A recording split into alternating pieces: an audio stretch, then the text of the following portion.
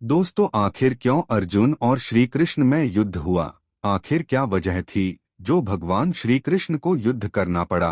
तो आज के वीडियो में हम आपको एक कथा सुनाते हैं। एक बार महर्षि गालव जब प्रातः सूर्यार्घ्य प्रदान कर रहे थे, उनकी अंजलि में आकाश मार्ग में जाते हुए चित्रसेन गंधर्व की थूकी हुई पीक गिर गई। मुनि को इससे बड़ा क्रोध आया। वे उसे शाप देना ही चाहते थे कि उन्हें अपने तपोनाश का ध्यान आ गया और वे रुक गए। उन्होंने जाकर भगवान श्री कृष्ण से फरियाद की। श्याम सुंदर तो ब्रह्मण्य देव ठहरे ही, झट प्रतिज्ञा कर ली 24 घंटे के भीतर चित्रसेन का वध कर देने की। ऋषि को पूर्ण संतुष्ट करने के लिए उन्होंने माता देवकी तथा महर्षि के चरणों की शपथ ले ली। गालव जी अभी लौटे ही थे कि देवर्षि नारद वीणा झंकारते पहुंच गए। भगवान ने उनका स्वागतातिथ्य किया। शांत होने पर नारद जी ने कहा, प्रभो, आप तो परमानंद कंद कहे जाते हैं।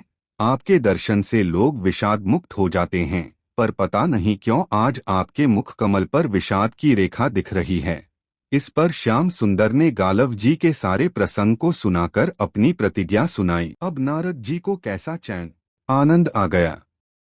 झटपट चले और पहुंचे चित्रसेन के पास। चित्रसेन भी उनके चरणों में गिर अपनी कुंडली आदि लाकर ग्रह दशा पूछने लगे। नारद जी ने कहा, अरे तुम अब यह सब क्या पूछ रहे हो? तुम्हारा अंतकाल निकट आ पहुंचा है। अपना कल्याण चाहते हो तो बस कुछ दान पुण्य कर लो। 24 घंटों में श्री कृष्ण ने तुम्हें मार डालने की प्रतिज्ञा कर ली है। अब तो बेचारा गंधर्व घबराया। वह इधर उधर दौड़ने लगा। वह ब्रह्मधाम, शिवपुरी, इंद्रियमवरुण सभी के लोकों में दौड़ता फिरा, पर किसी ने उसे अपने यहाँ ठहरने तक नहीं दिया। श्री कृष्ण से शत्रुता कौन उधार ले? अब बेचारा गंधर्वराज अपनी रोती पीटती स्त्रियों के साथ नारद जी की ही शरण में आया। नारद जी दयालु तो ठहरे ही, बोले, अच्छा यमुना तट पर चलो। वहां जाकर एक स्थान को दिखाकर कहा, आज आधी रात को यहाँ एक स्त्री आएगी। उस समय तुम ऊंचे स्वर में विलाप करते रहना। वह स्त्री तुम्हें बचा लेगी। पर ध्यान रखना, जब तक वह तुम्हारे कष्ट दूर कर देने की प्रतिज्ञा न कर ले, तब तक तुम अपने कष्ट का कारण भूलकर भी मत बताना। नारद जी भी विचित्र ठहरे।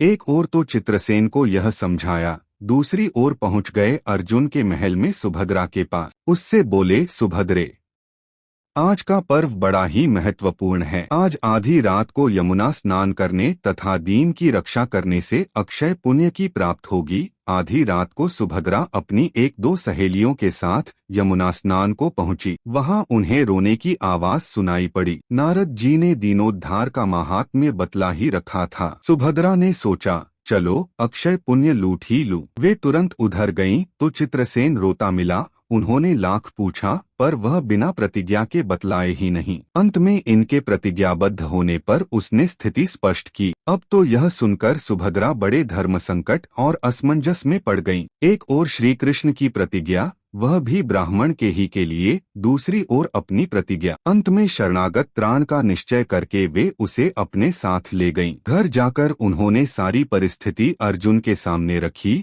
अर्जुन का चित्रसेन मित्र भी था। अर्जुन ने सुभद्रा को सांत्वना दी और कहा कि तुम्हारी प्रतिज्ञा पूरी होगी। नारद जी ने इधर जब यह सब ठीक कर लिया, तब द्वारका पहुँचे और श्री कृष्ण से कह दिया कि महाराज, अर्जुन ने चित्रसेन को आश्रय दे रखा है, इसलिए आप सोच विचार कर ही युद्ध के लिए चलें। भगवान ने कहा, नारद जी, एक बार आप मेरी ओर से अर्जुन को समझाकर लौटाने की चेष्टा करके तो देखिए।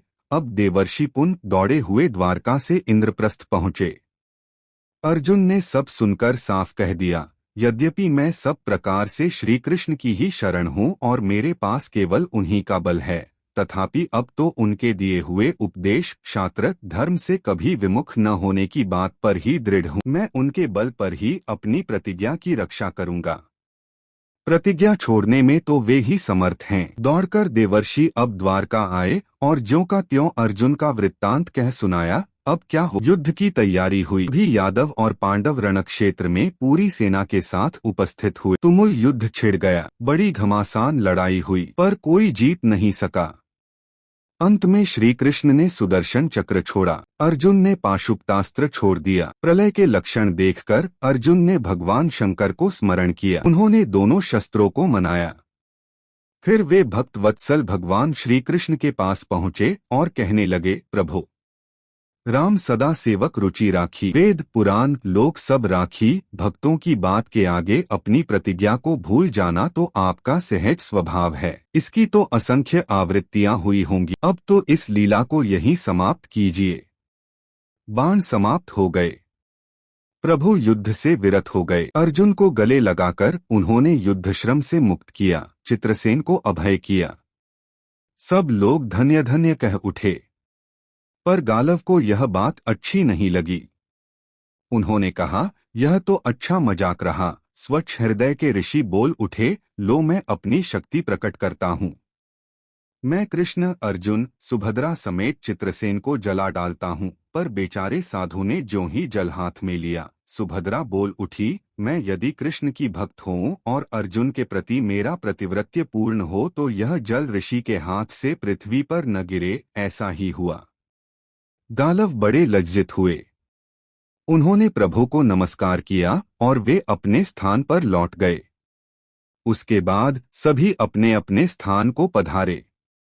उम्मीद करते हैं आप सभी को वीडियो पसंद आया होगा। पसंद आया है तो वीडियो लाइक करने के साथ साथ चैनल सब्सक्राइब करना बिल्कुल भी मत भूलिएगा। Thanks for watching.